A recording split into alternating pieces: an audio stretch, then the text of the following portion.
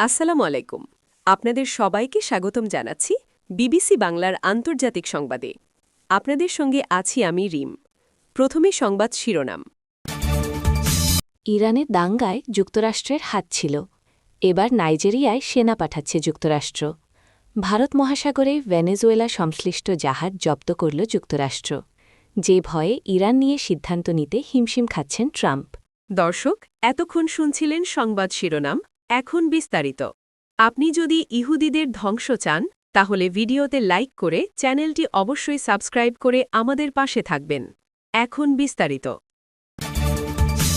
ইরানের দাঙ্গায় যুক্তরাষ্ট্রের হাত ছিল। ইসলামী বিপ্লবের প্রায় 4.5 দশকের মধ্যে প্রথম সবচেয়ে বড় সংকটে পড়েছিল ইরান। অর্থনৈতিক দৈন্যতার কারণে গত ডিসেম্বরের শেষ দিকে শুরু হওয়া ব্যাপক বিক্ষোভ এক পর্যায়ে দাঙ্গায় রূপ নেয়। এতে সরকারি হিসেবেই 3.5 সহস্রাধিক মানুষের প্রাণহানি হয়। দেশটি শুরু থেকেই এ বিশৃঙ্খলার পেছনে যুক্তরাষ্ট্র ও ইসরায়েলের হাত ছিল বলে অভিযোগ করলেও তার কোনো অকাট্য প্রমাণ তারা হাজির করতে পারেনি। তবে আসলেই তাতে ওয়াশিংটনের ইন্ধন ছিল বলে খোদ মার্কিন অর্থমন্ত্রী স্কট কেনেথ হোমার স্বীকার করেছেন। খবর প্রেস টিভির। অর্থমন্ত্রী স্কট কেনেথ স্বীকার করেছেন যে ওয়াশিংটন উদ্দেশ্যপ্রণোদিতভাবে ইরানে মার্কিন ডলারের ঘাটতি তৈরি করেছিল। এই পদক্ষেপের কারণে ইরানি মুদ্রার রিয়ালের ব্যাপক পতন ঘটে এবং এমন অর্থনৈতিক চাপ তৈরি হয় যা গত ডিসেম্বরের দাঙ্গার প্রেক্ষাপট তৈরি করেছিল। শুক্রবার 6 ফেব্রুয়ারি যুক্তরাষ্ট্রের সিনেটের এক শুনানিতে অংশ নিয়ে সিনেটর কেটি এলিজাবেথ বয়েড দেশটির অর্থমন্ত্রী স্কট কেনেথকে প্রশ্ন করেন, মার্কিন প্রেসিডেন্ট ডোনাল্ড ট্রাম্পের প্রশাসন ইরানের ওপর তথাকথিত সর্বোচ্চ চাপ প্রয়োগের নীতি জোরদার করতে কি পদক্ষেপ নিয়েছে। জবাবে মন্ত্রী বলেন, আমরা যা করেছি তা হল দেশটিতে ডলারের সংকট তৈরি করা।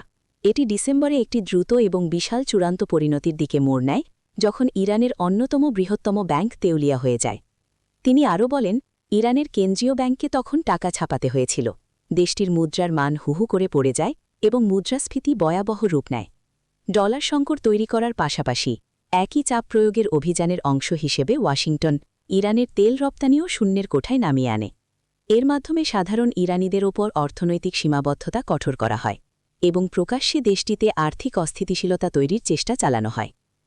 গত 20 জানুয়ারি এক সাক্ষাৎকারে মার্কিন অর্থমন্ত্রী স্কট কেনেথ বলেছিলেন যে মার্কিন নিষেধাজ্ঞাগুলো মূলত ইরানের মুদ্রাকে দুর্বল করার জন্যই ডিজাইন করা হয়েছিল। গত 28 ডিসেম্বর যখন মুদ্রার অবমূল্যায়ন নিয়ে শান্তিপূর্ণ প্রতিবাদ কর্মসূচি শুরু হয়, তখন ইসরায়েলের মোসাদের সঙ্গে যুক্ত সুসংগঠিত দলগুলো সেখানে অনুপ্রবেশ করে।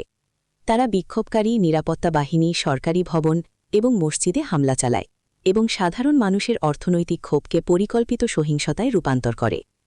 ইরানি পুলিশ দাঙ্গাকারী এবং তাদের পরিকল্পনাকারীদের আটক করেছে, যাদের মধ্যে বিদেশ থেকে অর্থগ্রহণকারী এবং অস্ত্র ও বিস্ফোরক বহনকারী ব্যক্তিরাও রয়েছে।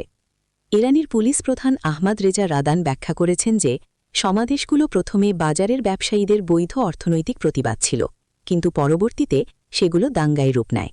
তিনি উল্লেখ করেন যে আটক করা বেশ কয়েকজন ডলারের বিনিময়ে কাজ করার কথা স্বীকারও করেছেন, যা বিদেশি এনজিও এবং গোয়েন্দা সংস্থাগুলো সমর্থনের দিকে ইঙ্গিত দেয়। ইসরায়েলি সংবাদ মাধ্যমগুলো পরে ওই দাঙ্গা এবং সরকার বিরোধী হামলায় মোসাদ সংশ্লিষ্ট উপাদানের উপস্থিতির কথা নিশ্চিত করেছে। এবার নাইজেরিয়ায় সেনা পাঠাচ্ছে যুক্তরাষ্ট্র। মধ্যপ্রাচ্যের বিভিন্ন দেশ থেকেই সেনা প্রত্যাহার করেছে যুক্তরাষ্ট্র। সর্বশেষ ইরাকের একটি ঘাঁটি খালি করে দেশে ফিরে গেছে মার্কিন সেনারা। ওয়াশিংটন এবার নজর দিয়েছে আফ্রিকায়। এই মহাদেশের দেশ নাইজেরিয়ায় 200 সেনা পাঠানোর পরিকল্পনার কথা জানিয়েছে প্রেসিডেন্ট ডোনাল্ড ট্রাম্প প্রশাসন। নাইজেরিয়ায় বিভিন্ন সন্ত্রাসী গোষ্ঠীর বিরুদ্ধে লড়াই করছে দেশটির সামরিক বাহিনী।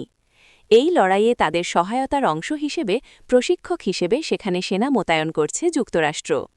তবে মার্কিন সেনারা সেখানে সরাসরি কোনো অভিযানে অংশ নেবে না বলে ট্রাম্প প্রশাসন জানিয়েছে। এর আগে সম্প্রতি নাইজেরিয়ায় ইসলামিক স্টেটের আইএসের অবস্থানে বিমান হামলা চালিয়েছিল মার্কিন সেনারা। ট্রাম্প সেখানে হামলার আদেশ দেওয়ার কয়েক সপ্তাহ পর দেশটিতে সেনা পাঠানোর এই পরিকল্পনা করছে ওয়াশিংটন। ভারত মহাসাগরে ভেনেজুয়েলা সংশ্লিষ্ট জাহাজ জব্দ করল যুক্তরাষ্ট্র। প্রেসিডেন্ট ডোনাল্ড ট্রাম্পের কোয়ারেন্টাইন নিষেধাজ্ঞা অমান্য করে ভেনেজুয়েলার তেল পরিবহন করায় এবার ভারত মহাসাগরে একটি বিশাল আকৃতির ট্যাঙ্কার জাহাজ জব্দ করেছে মার্কিন নৌবাহিনী। অ্যাকুইলা 2 নামের এই জাহাজটি ভেনেজুয়েলা থেকে চীনের বন্দরের দিকে যাচ্ছিল। খবর আল জাজিরার। মার্কিন প্রতিরক্ষামন্ত্রী পিট হেগসেথ সোমবার 9 ফেব্রুয়ারি সামাজিক যোগাযোগ মাধ্যম এক্সে তথ্য নিশ্চিত করেছেন। তিনি বলেছেন, ক্যারিবিয়ান সাগর থেকেই অ্যাকুইলা 2কে অনুসরণ করছিল মার্কিন নৌবাহিনী। পোস্টে হেগসেথ বলেন, যখন যুদ্ধবিভাগ বা প্রতিরক্ষা মন্ত্রণালয় কোয়ারেন্টাইনের ব্যাপারে বলে তখন তা যথার্থভাবেই বলে। সোমবার ভারত মহাসাগর অঞ্চলে রাতব্যাপী অভিযান চালিয়ে অ্যাকুইলা 2 নামের একটি ট্যাঙ্কার জাহাজ জব্দ করেছে মার্কিন নৌবাহিনী। তিনি লেখেন, প্রেসিডেন্ট ট্রাম্প নিষেধাজ্ঞার আওতায় পড়া ভেনেজুয়েলার ট্যাঙ্কার জাহাজগুলোকে কোয়ারেন্টাইন অবস্থায় থাকার নির্দেশ দিয়েছিলেন। অ্যাকুইলা সেই নির্দেশ অমান্য করে এগিয়ে যাচ্ছিল। মার্কিন নৌবাহিনী অ্যাকুইলাকে অনুসরণ করে যাচ্ছিল এবং উপযুক্ত সময়ে অভিযান চালিয়ে সেটি জব্দ করা হয়েছে। যে ভয়ে ইরান নিয়ে সিদ্ধান্ত নিতে হিমশিম খাচ্ছেন ট্রাম্প। ইরান ও যুক্তরাষ্ট্রের মধ্যে ক্রমবর্ধমান উত্তেজনার প্রেক্ষাপটে উপসাগরীয় অঞ্চলে মোতায়েন থাকা মার্কিন সামরিক ঘাঁটিগুলোতে বড় ধরনের হামলার হুঁশিয়ারি দিয়েছে তেহরান। ইরানের পররাষ্ট্রমন্ত্রী আব্বাস আরাগাচ্ছি এক সরাসরি বার্তায় জানান, আমেরিকা যদি ইরানের উপর কোনো ধরনের আক্রমণ চালায় তবে মধ্যপ্রাচ্যে অবস্থিত প্রতিটি মার্কিন ঘাঁটি হবে তাদের ব্যালিস্টিক মিসাইলের লক্ষ্যবস্তু। আরাগাচ্ছি স্পষ্ট করে বলেছেন, আমেরিকার মূল ভূখণ্ডে আক্রমণ করা সম্ভব না হলেও আঞ্চলিক ঘাঁটিগুলো তেহরানের নাগালের মধ্যেই রয়েছে।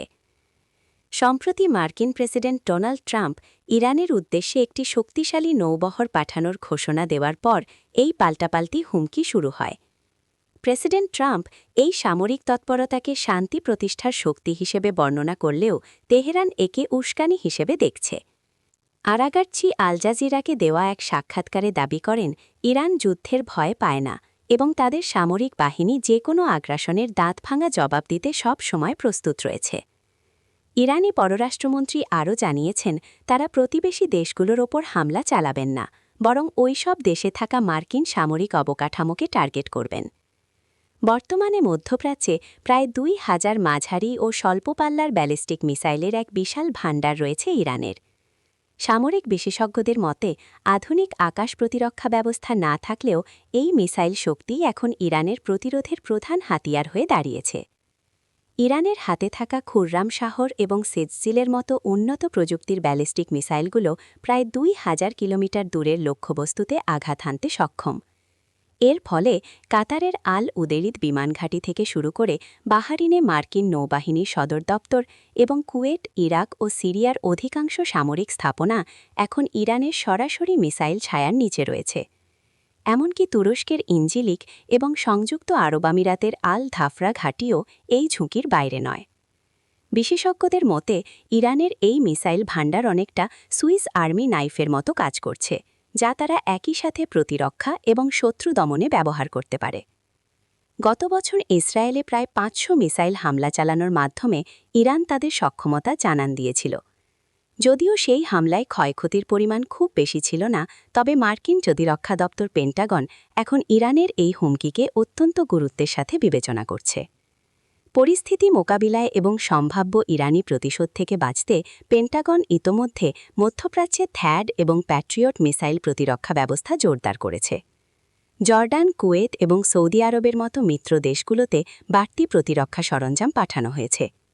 মার্কিন কর্মকর্তারা বলছেন, একটি বড় ধরনের যুদ্ধের আশঙ্কা এড়াতে এবং নিজ দেশের সেনাদের নিরাপত্তা নিশ্চিত করতেই এই বাড়তি সতর্কতা নেওয়া হয়েছে। এমন উত্তপ্ত পরিস্থিতির মধ্যেও পরমাণু কর্মসূচি নিয়ে ওমানে দুই দেশের মধ্যে পরোক্ষ আলোচনা চলছে। তবে পররাষ্ট্রমন্ত্রী আরাগাচ্ছি জানিয়েছেন, ইউরেনিয়াম সমৃদ্ধকরণ নিয়ে কোনো অবস্থাতেই আপোস করবে না তেহরান। তিনি পরিষ্কার করে দিয়েছেন, ক্ষেপণাস্ত্র কর্মসূচি বা আঞ্চলিক মিত্রদের সহায়তার বিষয়ে ওয়াশিংটনের কোনো দাবি ইরান মেনে নেবে না, কারণ এগুলো তাদের জাতীয় নিরাপত্তার অবিচ্ছেদ্য অংশ।